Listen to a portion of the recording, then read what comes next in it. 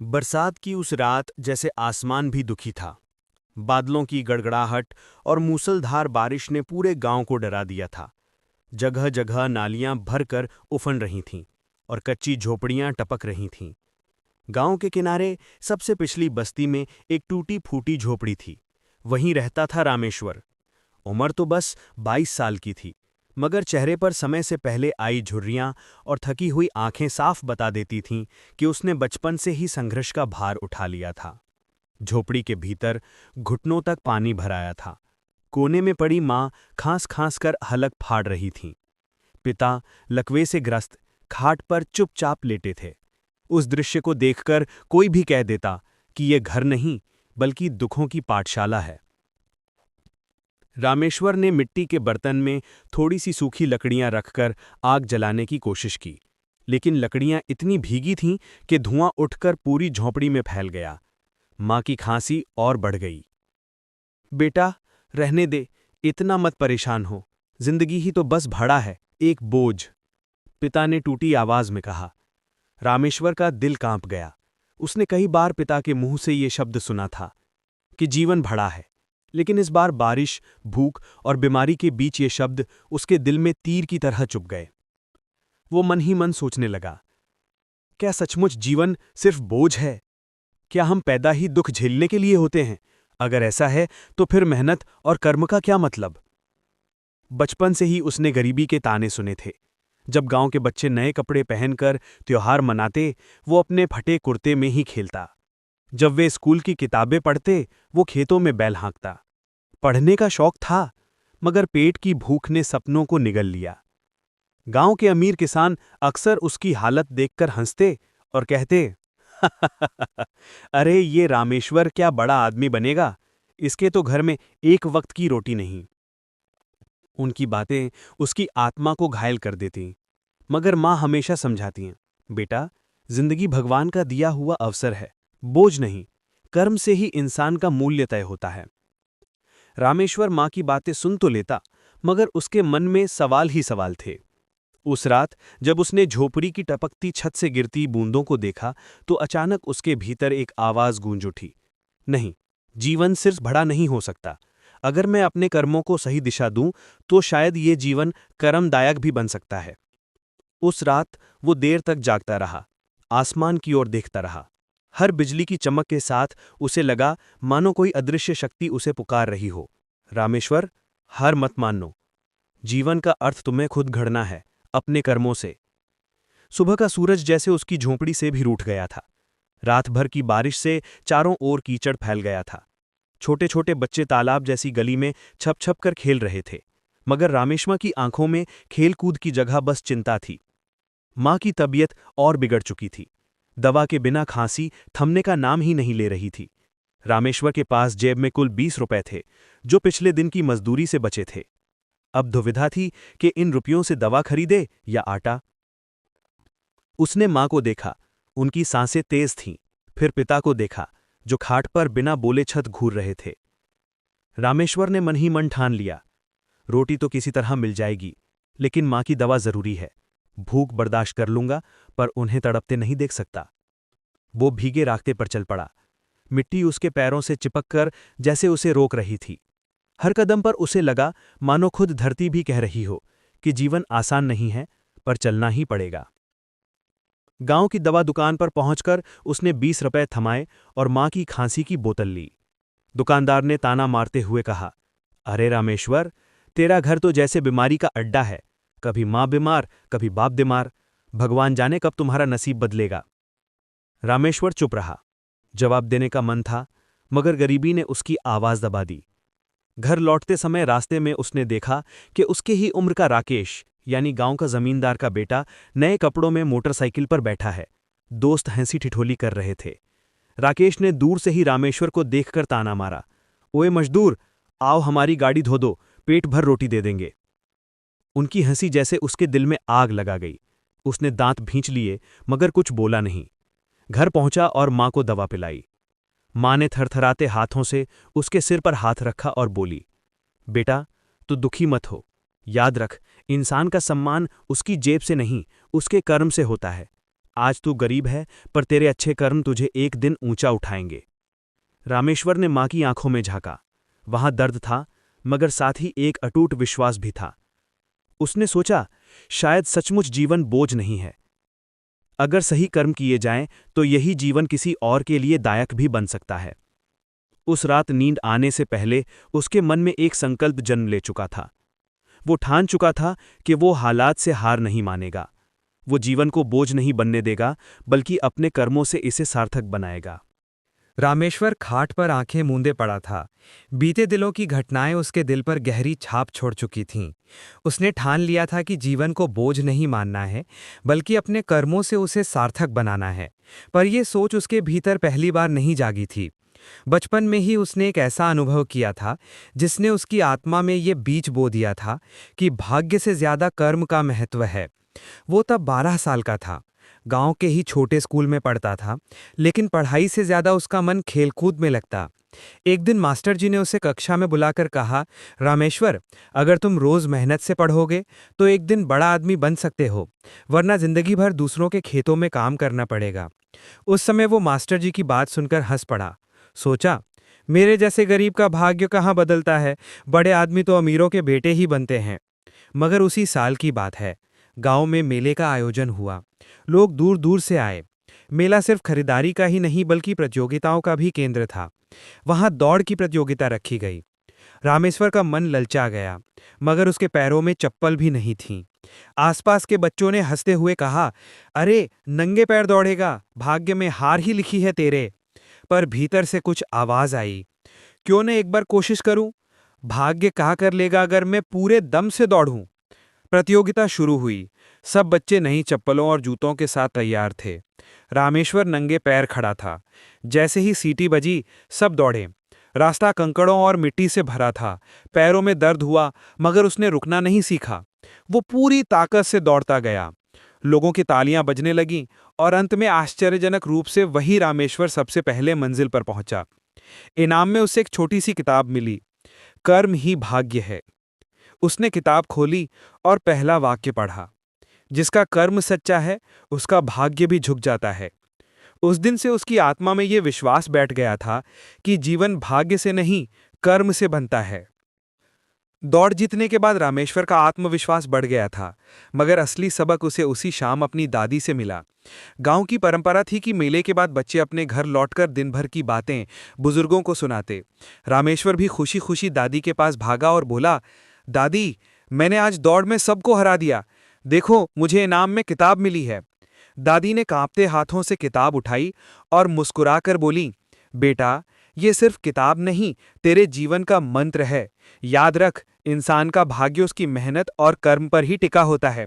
रामेश्वर ने भोलेपन से पूछा, दादी, अगर सब कुछ कर्म से होता है तो लोग भाग्य भाग्य क्यों कहते हैं? दादी ने होले से उसकी पीठ थपथपाई और कहा, सुन बेटा, मैं तुझे एक कहानी सुनाती हूं। दादी की लोक कथा। बहुत समय पहले एक गांव में दो किसान रहते थे, रामू और शामू। दोनों ही गरीब थे। एक साल भयंकर अकाल पड़ा। गांव के लोग कहने लगे कि अब भाग्य ही साथ देगा। रामू बोला, भाग्य जैसा होगा वैसा ही मिलेगा। मैं तो बैठकर भगवान का इंतजार करता हूं। वो खेत पर गया ही नहीं, बस आसमान देखता और कहता, शायद बारिश होगी। दूसरी ओर शामू ने कहा, भाग्य अपना काम करेगा, पर कर्म मेरा है। मैं खेत जुताऊंगा, बीज डालूंगा और तालाब से पानी खींचकर खेत सींचूंगा। लोग उसका मजाक उड़ाते, अरे इतना बोझ क्यों उठाता है, अकाल में कुछ नहीं उगेगा। मगर कुछ महीने बाद जब सचमुच हल्की बारिश हुई तो शामू के खेत में हरियाली छा गई। उसका घर अनाज से भर गया। रामू के खेत में सूखा पड़ा रहा और वो भूखा रह गया। दादी ने कहानी पूरी करते हुए कहा, देख बेटा, भाग्य वहीं साथ देता है जहां कर्म होता है। बिना कर्म के भाग्य भी सूखी मिट्टी जैसा है, जिसमें कोई बीज नहीं उगता। रामेश्वर ने बड़ी आंखों से दादी को देखा और बोला, तो दादी, अगर मैं मेहनत करूं तो मैं भी अपना भाग्य बदल सकता हूं?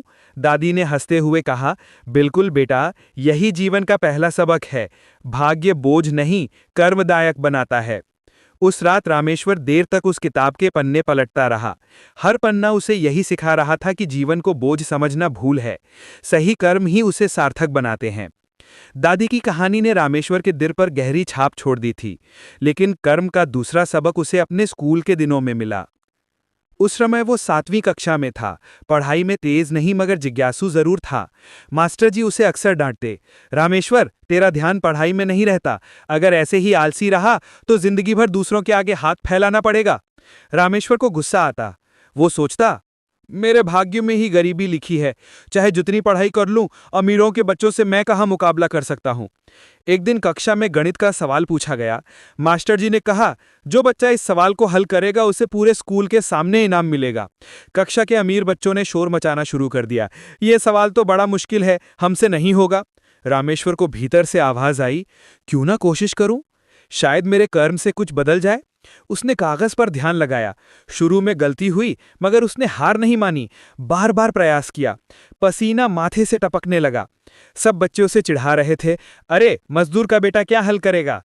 मगर कुछ ही देर बाद रामेश्वर ने सवाल हल करके दिखा दिया। मास्टर जी की आंखों में आश्चर्य था।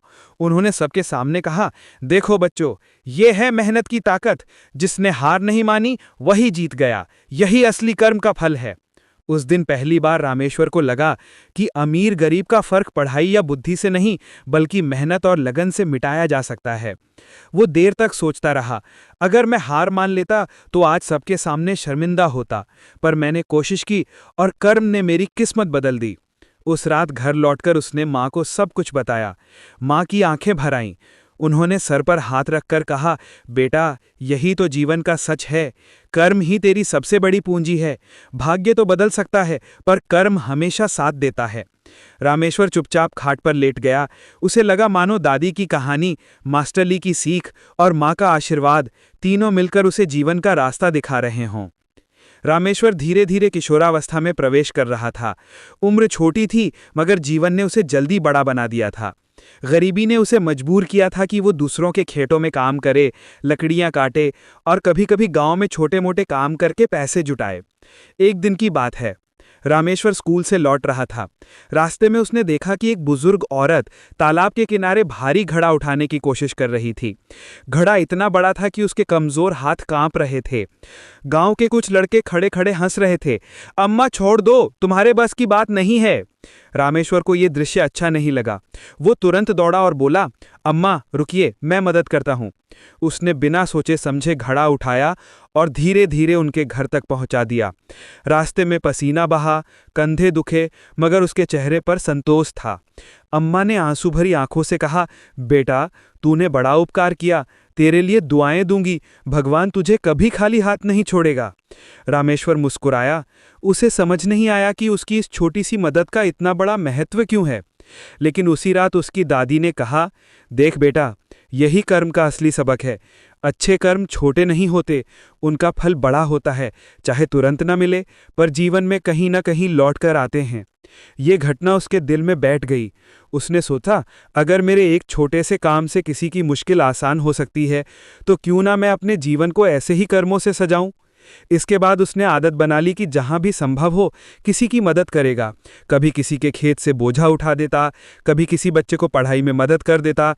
धीरे धीरे गांव के लोग कहने लगे, रामेश्वर भले गरीब है मगर दिल से बड़ा है। रामेश्वर को तब समझ आया कि सम्मान और अमीरी पैसों से नहीं, कर्मों से मिलती है। उस दिन उसने किताब के पन्नों पर लिखी हुई एक पंक्ति याद की, कर्म वो दीपक है जो अंधेरे भाग्य को भी रोशन कर देता है। समय बीतता गया। अब रामेश्वर 18-19 साल का हो चुका था। शरीर लंबा और मजबूत हो गया था, मगर गरीबी और कठिनाई ने उसकी आंखों की चमक कहीं दबा दी थी। युवावस्था में पहुंचकर इंसान के सपने भी बड़े हो जाते हैं। गांव के कई लड़के पढ़ाई करके शहर की ओर चले गए थे। कोई नौकरी कर रहा था, कोई व्यापार। जब वे छुट्टियों में गांव लौटते तो उनके नए कपड़े, जेब में पैसे और आत्मविश्वास देखकर रामेश्वर का मन भी ललचाता। वो सोचता, काश मेरे पास भी पढ़ाई का मौका होता, मैं भी शहर जाकर कुछ कर दिखाता। क्या मेरी जिंदगी सिर्फ मजदूरी तक ही सीमित रह जाएगी? एक दिन गांव के चौपाल पर पंचायत बैठी थी। वहीं कुछ लोग चर्चा कर रहे थे कि शहर में कारखाने खुले हैं जहां मजदूरी पर काम मिल सकता है। यह सुनकर रामेश्वर का दिल धड़क उठा। उसने सोचा, अगर गांव में अवसर नहीं है तो शहर क्यों न जाऊं, शायद वहां मेहनत का फल मिल जाए। लेकिन पिता ने उसकी बात सुनकर कहा, बेटा शहर का रास्ता कांटों भरा है, न जाने वहां कौन सा धोखा मिल जाए। हमारे जैसे गरीबों के लिए गांव ही सही है। माँ ने भी आह भरते हुए कहा, रामू, जो करना है सोच समझकर करना। हमें तुझ पर भरोसा है, पर ये मत भूलना कि परिवार की जिम्मेदारी तेरे कंधे पर है। रामेश्वर की रातें अब बेचैनी में गुजरने लगी। उसके दिल में दो बातें टकरा रही थीं। एक तरफ घर की जिम्मेदारी और माँ बाप का सहारा, दूसरी तरफ सपने जो उसे शहर की ओर बुला रहे थे। गांव के लड़के उसे ताने भी मारते, अरे रामेश्वर, तू यहीं रह जाएगा, दूसरों के खेतों में काम करेगा, हमारे जैसा बनने का सपना मत देख। उनकी बातें सुनकर उसका खून खौलता, मगर जवाब देने के बजाय वो चुपचाप अपने काम में लग जाता। उसके भीतर कहीं गहरी आग जल रही थी। नहीं, मैं जिंदगी भर सिर्फ मजदूर नहीं रह सकता, मुझे अपने कर्मों से खुद को साबित करना होगा। रामेश्वर ने कई रातें जागकर सोचा। अंत में उसने तय किया, अगर मैं कोशिश ही नहीं करूंगा तो जिंदगी भर पछताऊंगा, मुझे शहर जाना ही होगा। एक सुबह उसने पिता से कहा, बाबा, मुझे शहर जाना है, वहां काम करूंगा और पैसे कमाकर लाऊंगा, हमारी हालत बदल जाएगी। पिता की आंखें भर आईं। वे बोले, बेटा, तू छोटा नहीं रहा, फैसला तेरा है, पर याद रख, शहर में कोई तेरा अपना नहीं होगा, वहां सिर्फ तेरा साहस और कर्म ही तेरा सहारा होगा। माँ ने आंचल से आंसू पोंछे और उसके हाथ में एक छोटा सा कपड़े का थैला पकड़ा, जिसमें 2 जोड़ी पुराने कपड़े और घर की बनी रोटियां थीं। माँ ने कहा, रामू, चाहे कितनी मुसीबत आए, पर झूठ या चोरी का सहारा मत लेना, मेहनत का रास्ता चुनना। इन आशीर्वादों के साथ रामेश्वर गांव से निकल पड़ा। ये पहला मौका था जब उसने गांव की सीमा पार की और अजनबी रास्तों पर कदम रखा। शहर पहुंचते ही उसका सामना सच्चाई से हुआ। वहां भीड़ थी, गाड़ियां थी, ऊंची ऊंची इमारतें थी, पर उसके पास जेब में सिर्फ 50 रुपए और दिल में ढेरों सपने थे। पहले दिन ही उसे एहसास हो गया कि यहाँ कोई उसे पूछने वाला नहीं है। काम के लिए दर दर भटकना पड़ा। कई जगह मालिकों ने हंसकर कहा, काम चाहिए, तजुर्बा है, अरे ऐसे तो सैकड़ों आते हैं रोज। रामेश्वर का दिल टूटा, मगर वो हिम्मत नहीं हारा। वो सोचता, अगर रास्ता कठिन है तो इसका मतलब यही है कि मंजिल बड़ी होगी। आखिरकार एक ईंट भट्टे पर उसे मजदूरी मिल गई। काम बहुत भारी था। सुबह से शाम तक धूल और पसीने में खटना पड़ता। हाथों पर छाले पड़ गए, पीठ झुक गई, मगर उसने ठान लिया, ये शुरुआत है, मंजिल नहीं, मैं यहां रुकने नहीं आया हूं। रात को वो थका हारा मंदिर की सीढ़ियों पर सोता, आसमान की ओर देखकर सोचता, हे भगवान, मुझे बस इतना बल देना कि मैं हार ना मानूं। मैं अपने परिवार का सहारा बनना चाहता हूं। धीरे धीरे शहर की कठिनाइयां उसके इरादों को और मजबूत बनाने लगीं। रामेश्वर को ईंट भट्टे पर मजदूरी करते हुए 2 महीने हो चुके थे। मेहनत बहुत थी पर मजदूरी कम। वो जैसे तैसे अपनी जिंदगी चला रहा था और थोड़ा थोड़ा पैसा घर भेजने की कोशिश करता था। लेकिन शहर की दुनिया गांव से बिल्कुल अलग थी। यहाँ हर कोई अपने फायदे के लिए जीता था। रिश्तों में मिठास कम, स्वार्थ ज्यादा था। यही सच्चाई जल्द ही रामेश्वर के सामने आ गई। एक दिन भट्टे का मालिक शर्मा जी ने उससे कहा, रामेश्वर, तू अच्छा काम करता है, पर मजदूरी थोड़ी देर से मिलेगी, समझाकर, अभी हिसाब बाकी है। रामेश्वर ने सोचा, कोई बात नहीं, मेहनत करूंगा तो पैसा मिलेगा ही। लेकिन हफ्ता गुजरा, फिर दूसरा हफ्ता, और मजदूरी नहीं मिली। जब उसने हिम्मत करके पूछा तो मालिक ने डांटते हुए कहा, बहुत सवाल करता है, अगर काम करना है तो कर, वरना निकल जा यहां से। रामेश्वर को गहरा आघात लगा। उसके पास पैसे नहीं बचे थे, जेब में सिर्फ कुछ सिक्के थे। भूख से पेट जल रहा था, पर खाने के लिए रोटी नहीं थी। उस रात उसने सोचा, क्या यही है शहर का सच? यहाँ ईमानदार आदमी को ठग लिया जाता है। अगर गांव में होता तो भले गरीब था, पर धोखा तो नहीं मिलता था। उसकी आंखों में आंसू आ गए, पर तभी उसे अपनी माँ की बात याद आई, रामू, चाहे मुसीबत जितनी आए, पर झूठ या चोरी का रास्ता मत चुनना, मेहनत पर भरोसा रखना। उसने खुद को संभाला और सोचा, अगर मैं यहां हार मान लूंगा तो गांव लौटकर सब कहेंगे कि रामेश्वर असफल हो गया। नहीं, मुझे डटे रहना है। अगले दिन उसने ईंट भट्टा छोड़ दिया और नए काम की तलाश शुरू की। कई जगह ठोकर मिली, कई बार मजाक उड़ाया गया, मगर हर असफलता ने उसे और मजबूत बनाया। इसी संघर्ष में उसने एक और बड़ा सबक सीखा, दुनिया में भरोसा किसी इंसान पर नहीं, बल्कि अपने कर्म और हिम्मत पर करना चाहिए। रामेश्वर कई दिनों तक भटकता रहा। कभी चाय की दुकान पर बर्तन धोता, कभी सड़क किनारे बोझा उठाता। दिन काटना मुश्किल हो गया था। एक शाम वो थका हारा सड़क के किनारे बैठा था। तभी एक सज्जन व्यक्ति ने उसे देखा। सफेद कपड़े, सादगी भरा चेहरा और आंखों में दया की झलक। उन्होंने पास आकर पूछा, बेटा तू बहुत परेशान दिख रहा है, कहाँ से आया है? रामेश्वर ने सारा हाल कह सुनाया। गांव, गरीबी, ईंट भट्टे पर धोखा और अब भूख की हालत। सज्जन व्यक्ति ध्यान से सुनते रहे, फिर मुस्कुराए और बोले, मेरा नाम विश्वनाथ है। मैं पास की एक छोटी सी फैक्ट्री चलाता हूँ। वहाँ मजदूरों की ज़रूरत है, पर ध्यान रखना वहाँ मेहनत बहुत करनी होगी। रामेश्वर की आंखों में उम्मीद जग उठी। उसने तुरंत कहा, बाबूजी, मेहनत से मुझे डर नहीं, बस इतना चाहिए कि मेरी ईमानदारी का सही मूल्य मिले। अगले ही दिन से रामेश्वर फैक्ट्री में काम करने लगा। वहाँ का माहौल अलग था। मालिक कठोर नहीं बल्कि सहारा देने वाले इंसान थे। अगर कोई गलती करता तो समझाते, डांटते नहीं। धीरे धीरे रामेश्वर ने काम सीख लिया, मशीन चलाना, माल गिनना और हिसाब किताब रखना। विश्वनाथ जी अक्सर कहते, बेटा, जीवन में सबसे बड़ा धन पैसा नहीं बल्कि ईमानदारी और कर्म है। अगर ये दोनों हैं तो एक दिन सब कुछ अपने आप मिल जाएगा। ये बातें रामेश्वर के दिल को छू जातीं। कुछ ही महीनों में उसने सबका विश्वास जीत लिया। साथ ही मजदूर भी कहते, रामेश्वर जैसा मेहनती और नेक लड़का हमने नहीं देखा। अब उसकी छोटी सी कमाई से घर का खर्च चलने लगा। माँ पिता को नियमित पैसे मिलने लगे। गांव में भी लोग कहने लगे, देखो, रामेश्वर ने शहर में जाकर इज्जत बनाई है। असली इज्जत वही है जो कर्म से मिलती है। रामेश्वर को पहली बार महसूस हुआ कि उसकी जिंदगी अब बदलने लगी है, लेकिन यह सिर्फ शुरुआत थी। रामेश्वर अब फैक्ट्री में जम चुका था। उसकी मेहनत और ईमानदारी ने सबको प्रभावित किया। मगर जिंदगी इतनी आसान कहाँ होती है। नई राह पर नए संघर्ष भी उसका इंतजार कर रहे थे। फैक्ट्री में कई मजदूर थे।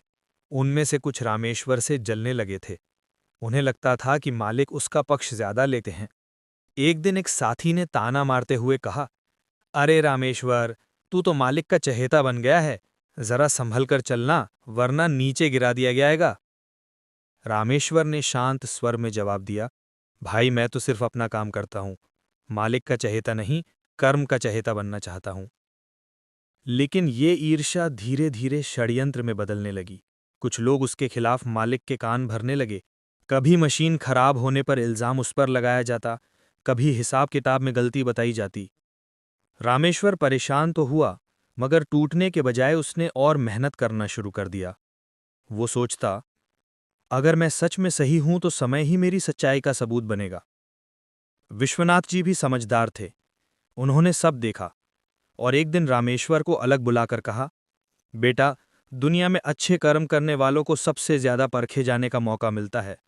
यही परख तुझे आगे ले जाएगी। डटा रह, पीछे मत हटना। ये सुनकर रामेश्वर का हौसला और बढ़ गया। अब वो काम के साथ साथ मजदूरों की मदद करने लगा। कोई बीमार पड़ता तो उसकी शिफ्ट पूरी करता, किसी को पैसों की जरूरत होती तो अपनी बचत से मदद करता। धीरे धीरे जो लोग उससे जलते थे वही उसके दोस्त बनने लगे। रामेश्वर को तब समझ आया कि नफरत का जवाब नफरत से नहीं बल्कि अच्छे कर्म से देना चाहिए। यही इंसान को असली ताकत देता है। रामेश्वर का जीवन जैसे पटरी पर आने लगा था, तभी किस्मत ने एक और चुनौती उसके सामने ला खड़ी की।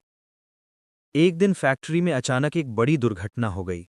मशीन तेजी से चलते चलते अचानक रुक गई और चिंगारियां उड़ने लगी। मजदूर घबराकर इधर उधर भागने लगे। कुछ लोग घायल हो गए। उस वक्त मैनेजर वहां मौजूद नहीं था। सब लोग एक दूसरे को धक्का देकर अपनी जान बचाने में लगे थे। रामेश्वर ने तुरंत साहस दिखाया। उसने घायल मजदूरों को बाहर निकाला, पानी पिलाया और मशीन बंद करने की कोशिश की। उसकी हिम्मत और सूझबूझ से बड़ा हादसा टल गया।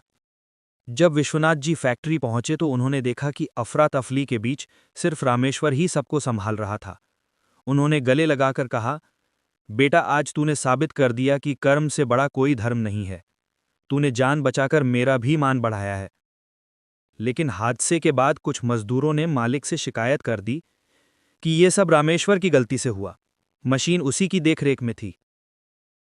ये सुनकर रामेश्वर हैरान रह गया। जिसने अपनी जान जोखिम में डालकर सबको बचाया, उसी पर इल्जाम लग गया। उस रात वो बहुत दुखी था।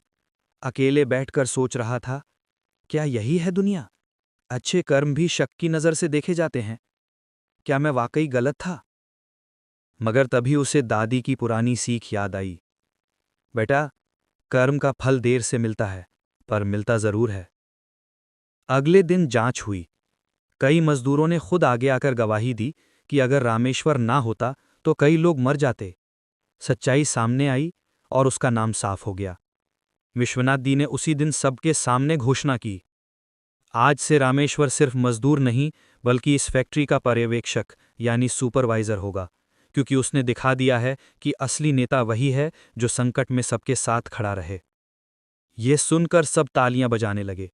रामेश्वर की आंखों में आंसू थे। वो समझ गया कि कठिनाइयां इंसान को गिराने नहीं बल्कि ऊपर उठाने आती हैं।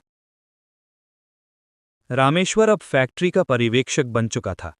ये उसकी मेहनत और ईमानदारी का फल था, लेकिन नई जिम्मेदारी के साथ नई चुनौतियां भी आ गईं।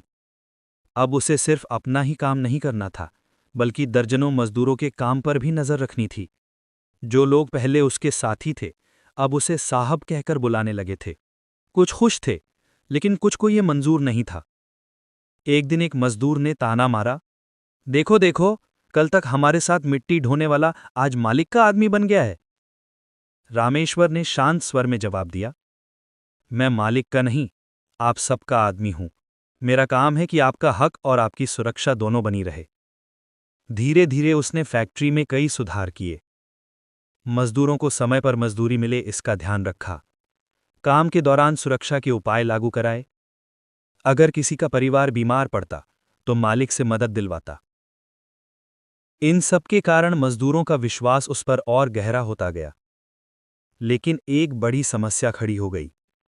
फैक्ट्री में कुछ पुराने अधिकारी थे जिन्हें यह पसंद नहीं आया कि एक साधारण मजदूर इतनी जल्दी ऊंचे पद पर पहुंच जाए। उन्होंने मालिक के कान भरने शुरू कर दिए। विश्वनाथ जी, रामेश्वर अभी छोटा है, अनुभव नहीं है, मजदूरों को ज्यादा सिर चढ़ाने से नुकसान हो सकता है। विश्वनाथ जी समझदार थे, मगर राजनीति हर जगह होती है। उन्होंने रामेश्वर को बुलाकर कहा, बेटा तू सही रास्ते पर है, लेकिन याद रख, ऊंचाई पर चलना आसान नहीं होता। जितना ऊपर जाएगा उतनी आंधियां तुझे गिराने आएंगी। डटे रहना। रामेश्वर ने सिर झुकाकर कहा, बाबूजी, मैं सिर्फ कर्म पर भरोसा करता हूं। जो भी होगा मेहनत और सच्चाई से सामना करूंगा। इसी बीच शहर में आर्थिक मंदी आई। फैक्ट्री का काम घटने लगा। मजदूरों की तनख्वाह समय पर नहीं मिल पा रही थी। हालात ऐसे हो गए कि मजदूर हड़ताल पर उतर आए। अब जिम्मेदारी रामेश्वर के कंधे पर थी। मजदूर चाहते थे कि वो उनका नेतृत्व करे। मालिक चाहते थे कि वो फैक्ट्री का साथ दे। ये उसकी जिंदगी की पहली बड़ी अग्नि परीक्षा थी। कर्म का रास्ता चुनते हुए संतुलन कैसे बनाए।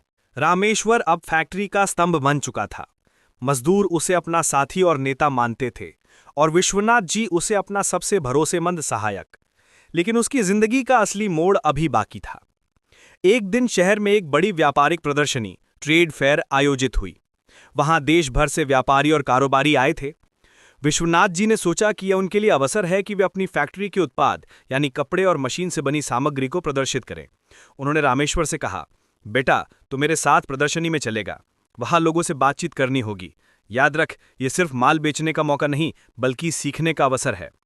रामेश्वर ने हिचकिचाते हुए कहा, बाबूजी, मैं तो साधारण मजदूर हूं, बड़े बड़े व्यापारियों से बात कैसे कर पाऊंगा।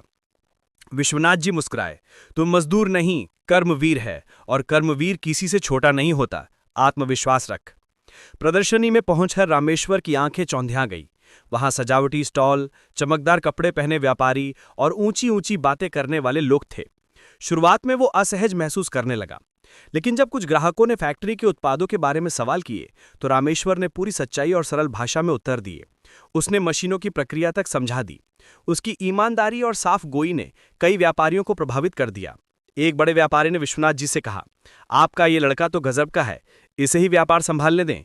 यकीन मानिए, आपके कारोबार की नाव कभी नहीं डूबेगी। ये सुनकर रामेश्वर को पहली बार लगा कि उसकी मेहनत उसे सिर्फ मजदूर से ऊपर उठाकर नए अवसरों तक ले जा रही है।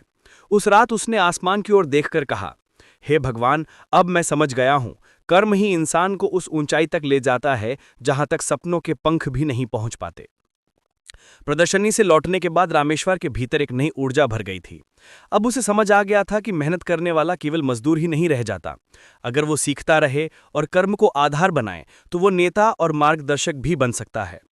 विश्वनाथ जी ने उससे कहा, रामेश्वर, तूने वहां जिस आत्मविश्वास और सच्चाई से सबके सवालों का जवाब दिया, उसने मुझे गर्व महसूस कराया।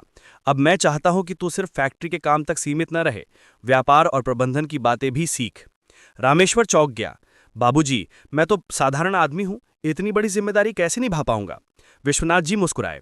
बेटा, शिक्षा सिर्फ किताबों में नहीं, अनुभव में भी होती है। तेरी लगन ही तुझे सिखा देगी। इसके बाद रामेश्वर ने खुद को बदलना शुरू कर दिया। हर दिन काम के बाद वो हिसाब किताब समझने बैठता, व्यापारियों से बातचीत करता, उनकी तरकीबें सीखता, किताबें खरीदकर पढ़ाई भी शुरू कर दी। धीरे धीरे उसकी सोच मजदूरी से आगे बढ़कर प्रबंधन तक पहुंच गई। अब वो सिर्फ आदेश मानने वाला नहीं, बल्कि योजनाएं बनाने वाला बन चुका था। इसी बीच प्रदर्शनी में मिले एक व्यापारी ने फैक्ट्री से बड़ा ऑर्डर दिया। काम बहुत ज्यादा था। मजदूरों को लगा कि ये असंभव है, लेकिन रामेश्वर ने सबको प्रेरित किया। भाइयों, अगर हम मिलकर मेहनत करें तो कोई काम असंभव नहीं है। ये मौका है कि हमारी फैक्ट्री का नाम बड़े शहरों तक पहुंचे। उसने खुद भी मजदूरों के साथ रात दिन मेहनत की। समय से पहले ऑर्डर पूरा हुआ और माल ग्राहक को मिल गया। ग्राहक इतना खुश हुआ कि उसने दोगुना भुगतान किया और आगे के लिए और भी ऑर्डर दिए। इस सफलता ने फैक्ट्री को नई जान दे दी। मजदूरों का मनोबल भी बढ़ा। सब कहते, ये सब रामेश्वर की वजह से हुआ है। अगर वो हमारा नेतृत्व न करता तो यह संभव नहीं था। रामेश्वर ने मन ही मन कहा, यह सफलता मेरी नहीं, हमारे कर्म और एकता की है। ये उसकी जिंदगी की पहली बड़ी जीत थी, जिसने उसे गरीबी की छाया से उठाकर सफलता की रोशनी की ओर बढ़ा दिया। सफलता की उस पहली सीढ़ी ने रामेश्वर की जिंदगी बदल दी। अब मजदूर उसे केवल साथी ही नहीं, बल्कि मार्गदर्शक मानने लगे थे। फैक्ट्री में उसका सम्मान बढ़ा और विश्वनाथ जी ने भी उस पर और भरोसा जताया। एक दिन विश्वनाथ जी ने बुलाकर कहा, रामेश्वर, अब तो फैक्ट्री का सिर्फ मजदूर नहीं रहा। मैं चाहता हूं कि तो प्रबंधन समिति का हिस्सा बने और मजदूरों और मालिकों के बीच सेतु का काम करे। रामेश्वर चौंक गया। ये तो उसके लिए सपने जैसा था। बाबूजी, मैं तो साधारण आदमी हूं, इतनी बड़ी जिम्मेदारी कैसे निभा पाऊंगा? विश्वनाथ जी ने गंभीर स्वर में कहा, बेटा, इंसान बड़ा पद मिलने से बड़ा नहीं बनता, बल्कि बड़ा दिल और कर्म उसे बड़ा बनाता है। तुझमें दोनों हैं। रामेश्वर ने हिम्मत जुटाई और ये जिम्मेदारी स्वीकार कर ली। अब उसके सामने नई चुनौतियां थीं। मजदूरों की समस्याएं सुनना, मालिक तक पहुंचाना और समाधान निकालना। कई बार मजदूर गुस्से में होते, कई बार मालिक का मुनाफे का दबाव रहता, लेकिन रामेश्वर दोनों पक्षों को समझदारी से संभालता। धीरे धीरे उसने सबको ये एहसास कराया कि सफलता सिर्फ पैसे से नहीं, बल्कि आपसी विश्वास और सहयोग से मिलती है। इसी बीच फैक्ट्री में एक बड़ी समस्या आ खड़ी हुई। मशीनों में खराबी आने लगी। पुराने पुर्जों की वजह से काम रुक रुक कर होता था। मजदूर परेशान हो रहे थे, मालिक खर्च से डरते थे। रामेश्वर ने साहस के साथ कहा, अगर हम अभी नई मशीनों में निवेश नहीं करेंगे तो आगे बड़े ऑर्डर पूरा करना मुश्किल हो जाएगा। अल्पकालिक बचत के लिए हम दीर्घकालिक नुकसान उठा सकते हैं। शुरू में मालिक हिचकिचाए, लेकिन उसकी दूरदर्शिता पर भरोसा कर लिया। नई मशीनें खरीदी गई और फैक्ट्री की उत्पादकता दोगुनी हो गई। मजदूर खुश, मालिक संतुष्ट और रामेश्वर की दूरदर्शिता सबके सामने साबित हो गई। उस रात रामेश्वर ने अकेली बैठकर सोचा, गरीबी से जूझता मैं आज दूसरों का सहारा बन रहा हूं, शायद यही कर्म का फल है। उसके बाद रामेश्वर ने कई लोगों की जिंदगी बदल दी। वह फैक्ट्री के साथ साथ आसपास के गांवों में महिलाओं के लिए रोजगार के नए नए केंद्र खोले, गरीब बच्चों की शिक्षा के लिए पाठशालाएं खुलवाईं। वो कहता था कि शिक्षा वह भोजन है जो हर भूखे व्यक्ति को मिलना चाहिए। उसकी इस सोच ने सिर्फ फैक्ट्री को ही नहीं, बल्कि आसपास के लोगों के भी जीवन को बदल दिया। एक दिन जिद्दी रामेश्वर ने जो मजदूरी करने शहर आया था, अब अपने सपनों को सच करते देखा था। उसने साबित कर दिया था कि मेहनत और ईमानदारी से कोई भी लक्ष्य पाया जा सकता है। वो सबसे कहे करता था कि कर्म ही इंसान को आगे बढ़ाता है और सिर्फ कर्म करते रहने में ही जीवन का सार है। विश्वनाथ जी उसे देखकर कहते, रामेश्वर, तूने सिर्फ फैक्ट्री नहीं बनाई, बल्कि बहुत से लोगों की तकदीर को भी नया रूप दिया है। तू व्यक्ति नहीं रहा, बल्कि एक मिसाल बन चुका है। और रामेश्वर मुस्कुरा देता था और काम में फिर से जुट जाता था, क्योंकि उसके लिए कर्म ही सब कुछ था।